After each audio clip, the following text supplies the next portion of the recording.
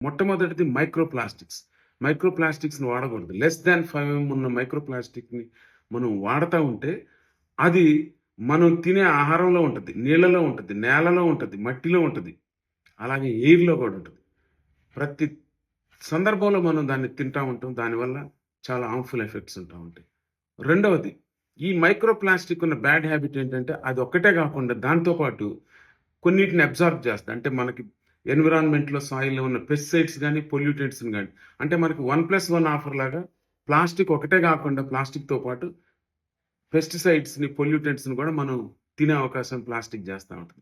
మూడవది, మనం వాడే క్యారీ బ్యాగ్స్, ఫుడ్ ఫుడ్ బ్యాగ్స్‌లో గాని, ఇయన్నిటిల్లో ప్లాస్టిక్ ఉంటది. ఆ ప్లాస్టిక్ హీట్ అయినప్పుడు గాని, లేదా సన్‌లైట్‌కి గాని కొన్ని లీచింగ్ జరిగి కొన్ని కెమికల్స్ రిలీజ్ చేస్తాయి.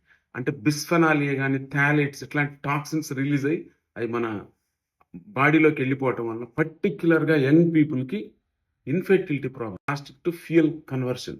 అది ఇంకా రిసర్చ్‌లో ఉంది. అట్లాగనే కొన్ని ఎంజైమ్స్ వచ్చినాయి. ప్లాస్టిక్ ఈటింగ్ ఎంజైమ్స్ అని. వీటి వల్ల కూడా ప్లాస్టిక్ డిగ్రేడ్ అవుతుంది. అంటే రీసైకిల్ జరుగుతా ఉన్నది. బయోప్లాస్టిక్స్ అన్నమాట. అంటే కొన్ని షుగర్ కేన్ నుంచి గాని, సెల్యులోజ్ నుంచి గాని, కార్న్ నుంచి గాని వచ్చిన దాంతో బ్యాగ్స్ తయారు చేయటం. కొన్ని రీయూజబుల్ మెటల్స్ లైక్ గ్లాస్ గాని, స్టీల్ గాని ఇవి వాడకం చేస్తే ఖచ్చితంగా మనం ప్లాస్టిక్‌ని నివారించొచ్చు. సో